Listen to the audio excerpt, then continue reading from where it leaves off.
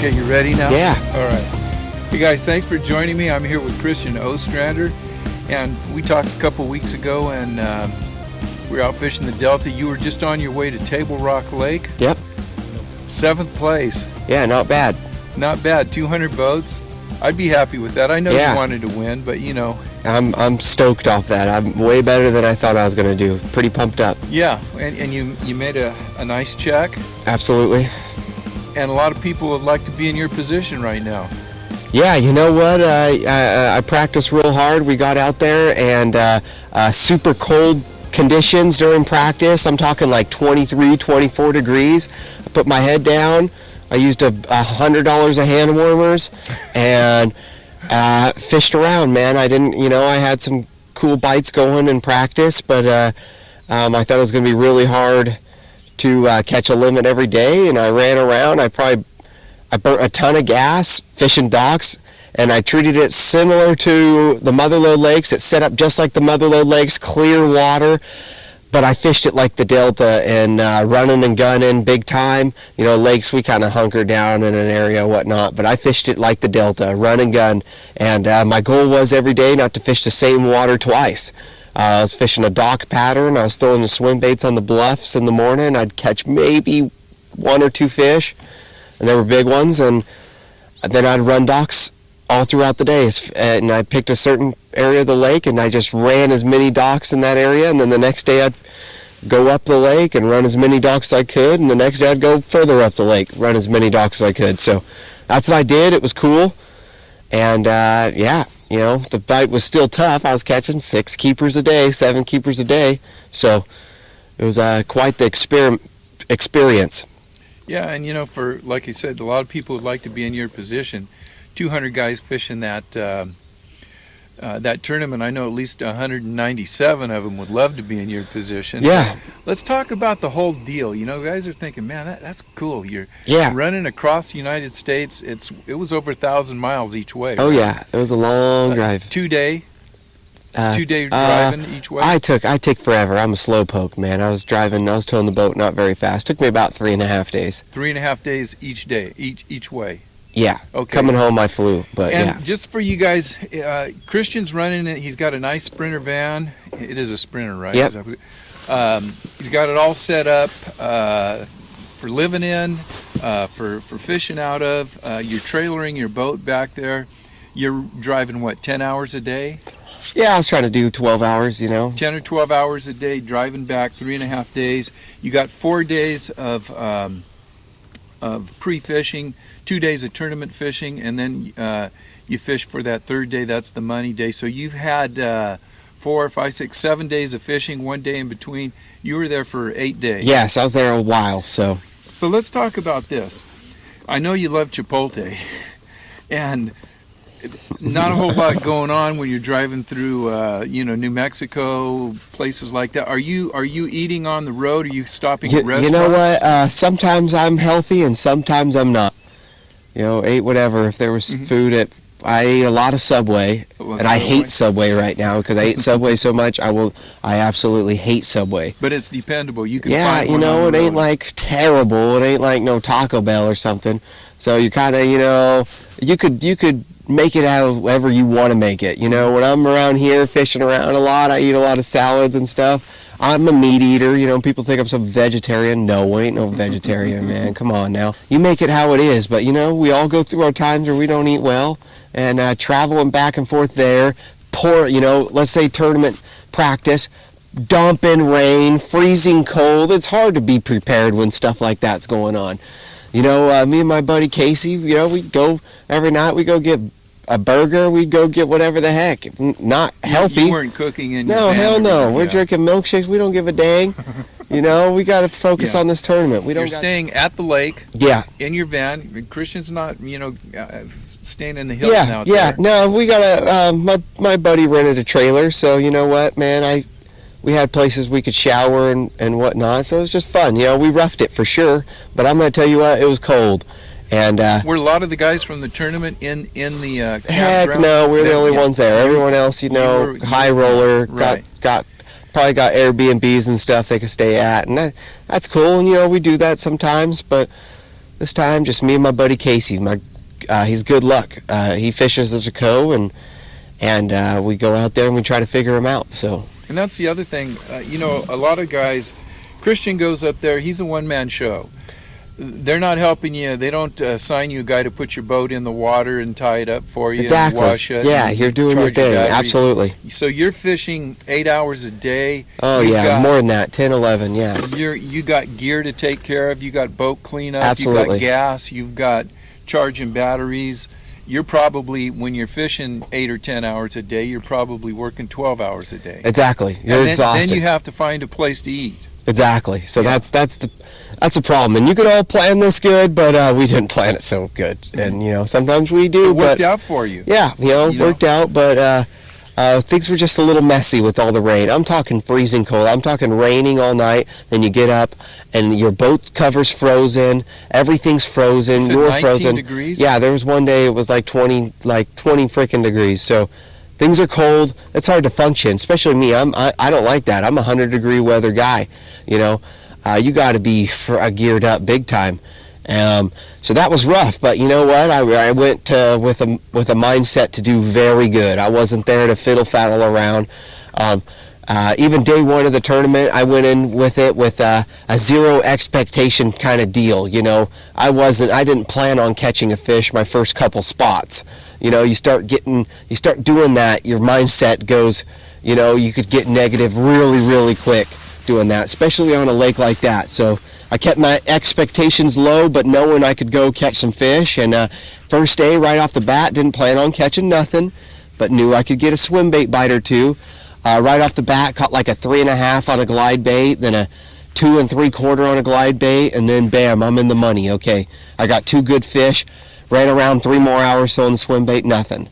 Really got to get a limit. A limit's really key in tournament fishing. The fishing wasn't that great as far as no. It was tough. Yes, a lot of guys, a lot of great fishermen, not catching fish. So, off my 4 days of practice, I could catch a fish on a jig.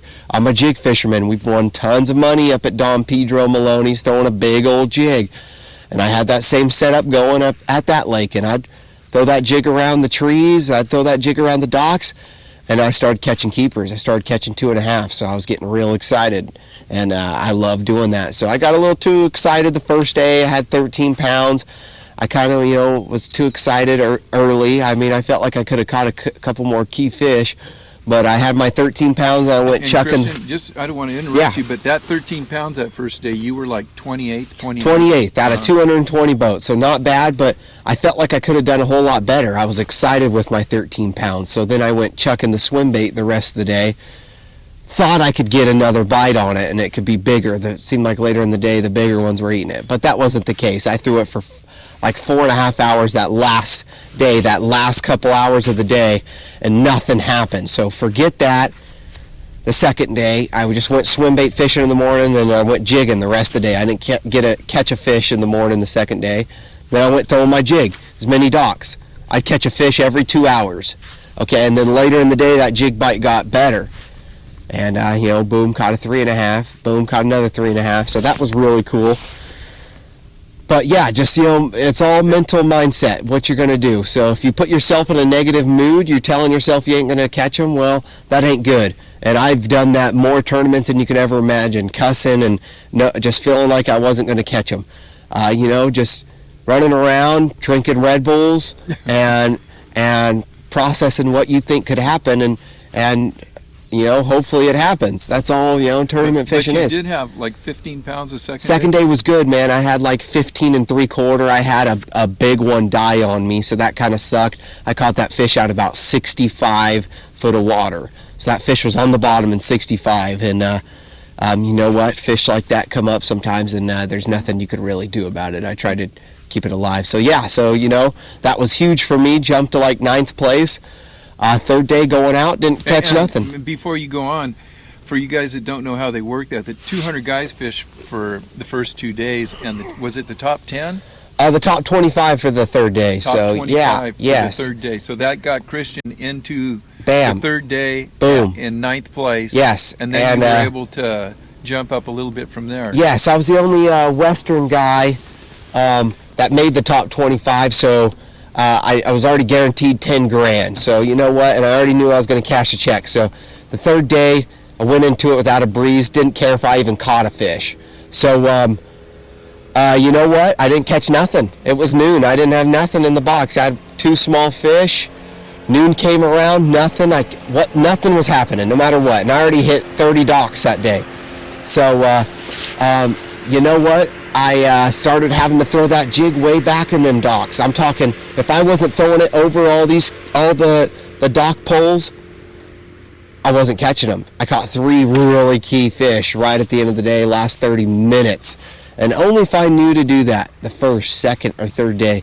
I mean, who knows what I could have caught. I caught 3 really nice fish right at the end of the day. So things like that, you know, you live and learn, and I'm thankful to even do that in your mind. While I'm fishing the side of these docks, all of a sudden I'm looking over all these poles and structures. Hey, nobody throws over there. I'm going to throw over there. I threw my jig over that. I swear, my first cast doing that jig didn't hit the bottom in 40 foot, and I caught a 3.5. I'm like, oh God, oh no. Very next dock, I catch a 3-pounder doing that. Very next, 2 docks later, boom, I catch another really nice fish. Then it was time to go in. Let's say I knew to do that the whole 3 days and gamble a little bit, you know, because you throw in your jig over all that stuff, you don't know what's going to happen, even if you hook a fish. You're not familiar with that lake yeah, at all. Yeah, you know, we don't do fish that lake. Yeah, we don't do that at home. We don't throw over all the junk. We don't have dock fisheries, lakes like that besides Clear Lake. But Clear Lake, you know, you could be accurate and get your bait around stuff. At that place, you had to throw your jig over stuff. Heavy line, I knew that, you know, there's a lot of cables and stuff. The whole day, gin clear water, I fished 20-pound line. I didn't care. You know, I had to get the fish in the box. And so, then practice. You know, over the whole course of the deal, I mean, you're putting in 12, 14 hours a day Yes. at least. Yes. You say you're a good sleeper, so you're getting some sleep. Yes. You can fall asleep real Yes. easy. You're eating whatever you can eat. Nah, we eat like that, like rabid, like, you know. weren't we're eating good. roadkill. No, we're you know, yeah, it was kind of a mistake, but I do think if you eat good, you know, it's gonna make you feel more alive out there. You know, instead of having to drink Red Bulls and stuff. So that's a big key. You know, like I said, we got some big tournaments next year. Mm-hmm. You're gonna learn from that. Yeah. You know, I got to have a better food mindset for that. Whatever. How was the stress level for you? I wasn't stressed, man. Whatever happened. If I was going to catch them, whatever. If I didn't catch them, whatever. Not even a little bit. No, whatever. You could even ask my buddies. I'm like, I told all my buddies I'm going to get my butt kicked in this tournament because you didn't tell me that before you left. I told my buddies after practice, I told everyone how unbelievably good the people are back east than us California guys. Hate to say it, all my fellow California buddies and people watching this, look, guys back there are way better than us. They're 10 times better than fishermen? Oh yeah, they put way more time into it. We're just out here fooling off. Those guys live and breathe it, man. They're out there. You know, there's the competition back there is nothing like it is here in California. The skill is back there is 10 times better than the skill here. Sorry, but I'm gonna admit it. The skill ain't here. The guys don't want to put that kind of effort into it. Right. You know, the mindset. Think there's a lot more money back there too. Money's good back there. You know, you can make a lot more money. Yeah, a lot more There's a lot more young fishermen fishing back there, so it pushes the other young kids. Back there, there's 30, 40 kids my age, and you want to win. You want to beat them. They're all pushing each other. You could tell they're all buddies. I don't know any of those kids, but you could tell they're all buddies. They all want to beat each other. They're out there living like maniacs, you know. A lot of them might be little trust fund kids. You know, they might get all their stuff paid for. You're not a trust fund kid. I ain't no trust fund kid. Anyone who thinks that, well, guess what? I pay my entries. I pay the gas. My parents haven't gave me $1 in many, many, many years. So, you know, that's the drive too. Once you put that kind of money into stuff like that, your goals change. When you got people paying your way and all that stuff, you kind of kick back. You don't have any skin in the game. You don't have no skin in the game. You know, and you know, hunger's a big thing in this sport. You're hungry for it, you could do whatever you want. So I'm hungry. I'm more. I've already been Googling more stuff about next year and fishing all these Bassmaster Opens than you could ever imagine. You know, I ain't gonna show up and get my butt kicked. We're gonna go make the elites next year, and that's a fact. You know, that's the kind of mindset you have to have. Like you say, everybody's not cut out for being a professional fisherman, and you know, not at that point where they can put the skin in the game. Absolutely. So, and I'm young, I got the drive, man. You know, it is what it is. If I could sleep in my van anywhere, I got the drive. I'm going to tell you that right now. Coldness sucks. Cold sucks. I don't like cold. So that's my only factor I got to play with. I'm going to win some money. You got that, Steve? I got it, and you're on tape now. We'll play this to everybody that wants to listen. It's gonna and happen. Guess what?